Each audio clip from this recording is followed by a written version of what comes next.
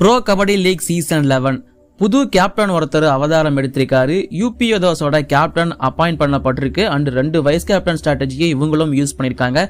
So யாரு captain யாரு wise captains தெரிஞ்சுக்கலாம். அண்ட் தென் கூடவே சென்னையின் எஃப்சி ஒரு போட்டியை ட்ரா பண்ணியிருக்காங்க அகைன்ஸ்ட் ஹைதராபாத் எஃப்சி 10 பேர் கொண்ட டீமுக்கு எதிராக. ஸோ இந்த மேட்ச் எப்படி இருந்துச்சு அப்படிங்கிற குயிக்கான ரிவ்யூ இந்த வீடியோவில் உங்களுக்காக காத்துட்டு இருக்கு. அண்ட் கூடவே தமிழ்நாடோட ரஞ்சி டிராஃபி டீம் அனௌன்ஸ் பண்ணப்பட்டிருக்கு, அதையும் பற்றி தெரிஞ்சுக்கலாம். இரானி கப் ஸ்டார்ட் ஆயிருக்கு, அதில் மும்பை டீம் ரொம்ப ஸ்ட்ராங்கான பேட்டிங் பண்ணியிருக்காங்க. அந்த நியூஸ் எல்லாமே உங்களுக்காக இந்த வீடியோவில் காத்துட்டு இருக்கு. ஸோ இப்போ வாங்க வீடியோ கூட பார்க்கலாம்.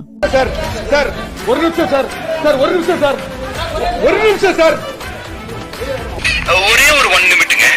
Hello every friends, 1 minute please. So friends, first of all நான் தமிழ்நாட்டோட ரஞ்சி டிராஃபி 2024-25 அதற்கான ஸ்குவாட் அப்டேட்ல இருந்து ஆரம்பிக்கிறேன். சாய் கிஷோர் தலைமையின் கீழ் ஜெகதீசன் வைஸ் கேப்டனா இருக்காரு.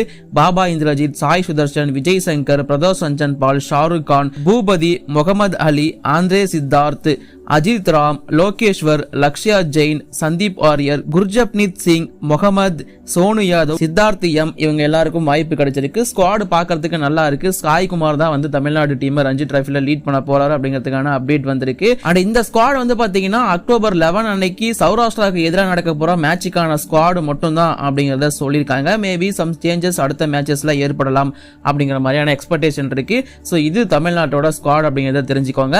அண்ட் மற்ற கண்டென்ட் எல்லாம் பாக்கிறதுக்கு முன்னாடி மறக்காம நம்ம சேனலை சப்ஸ்கிரைப் பண்ணி வச்சுக்கோங்க. அது கூடவே சூப்பர் தேங்க்ஸ் ஆப்ஷன் இருக்கிறத யூஸ் பண்ணி நீங்களுமே சப்போர்ட் பண்ணலாம். ஸோ கொஞ்சம் எனக்கு யூஸ்ஃபுல்லா இருக்கும்.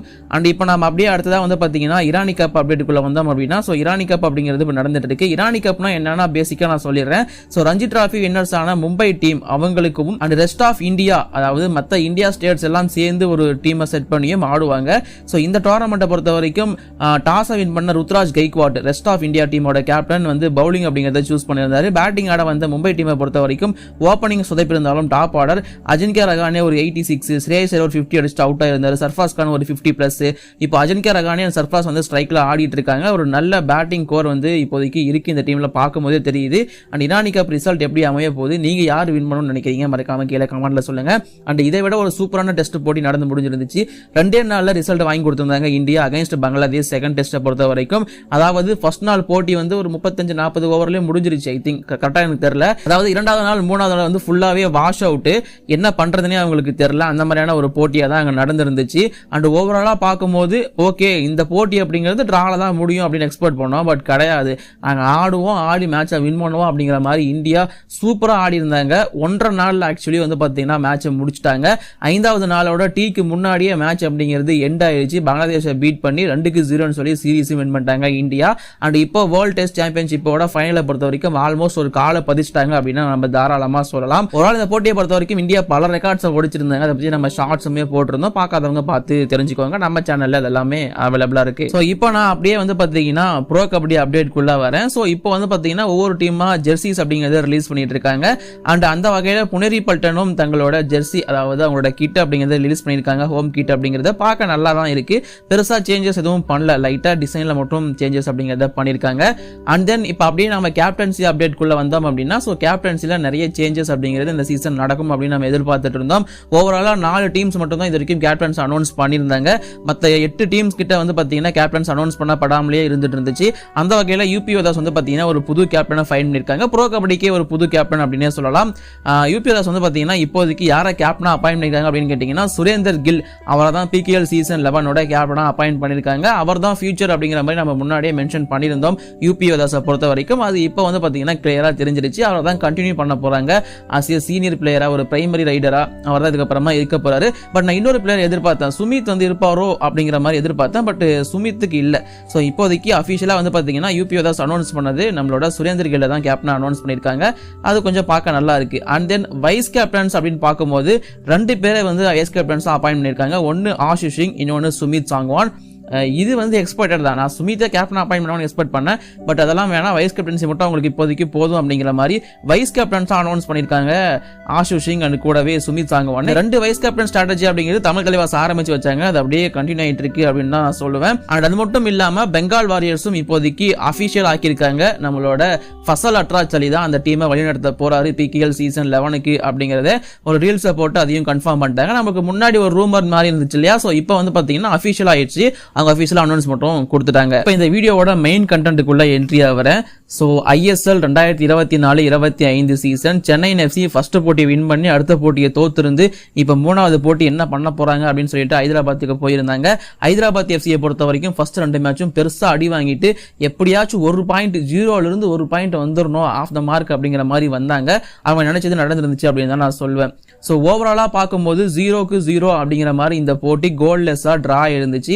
ஓவரால் இந்த டோர்னமெண்ட்டை பார்க்கும்போது சென்னை எஃப்சி நல்லா பர்ஃபார்மன்ஸ் பண்ணுவாங்கன்னு எதிர்பார்த்தோம். அந்த ஃபைட்லாம் இருக்கு, பட் அந்த கோல் வர மாட்டேங்குது அப்படிங்கிறது தான் உண்மை.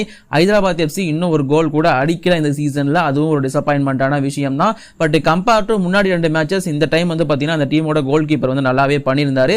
இந்த டீமோட கேப்டன் அலெக்ஸ் அவர் பாத்தீங்கன்னா வேற லெவல் பர்ஃபார்மன்ஸ். சென்னை எஃப்சியோட ஒவ்வொரு கிராஸ் ஒவ்வொரு சான்ஸையும் உடைச்சு தள்ளிட்டு இருந்தாரு. அவர் தான் மெயின் ரீசன் ஹைதராபாத் எஃப்சி இப்போ 1 பாயிண்ட் எடுத்திருக்காங்கன்னா அதுக்கு முக்கியமான ரீசன். பட் ரெஃபரிங்ல எனக்கு ஒரு பெரிய பிரச்சனை இருக்கு. இது லாஸ்ட் மேட்சுமே நம்ம ஒரு பெனால்ட்டி மிஸ் பண்ணிருப்போம், அதை பத்தி நம்ம சொல்லியிருப்போம். பட் இந்த டைமுமே பாத்தீங்கன்னா ஆல்மோஸ்ட் அது ரெட் கார்டு தான். அதாவது நம்ம லூகாஸை அடிச்சிருப்பாரு பராகு, அது உதைச்சாரு தான் அப்படிதான் சொல்லணும். அதுக்கு ரெட் கார்டு தான் கொடுத்துருக்கணும், பட் எல்லோ கார்டு தான் கொடுத்திருப்பாரு.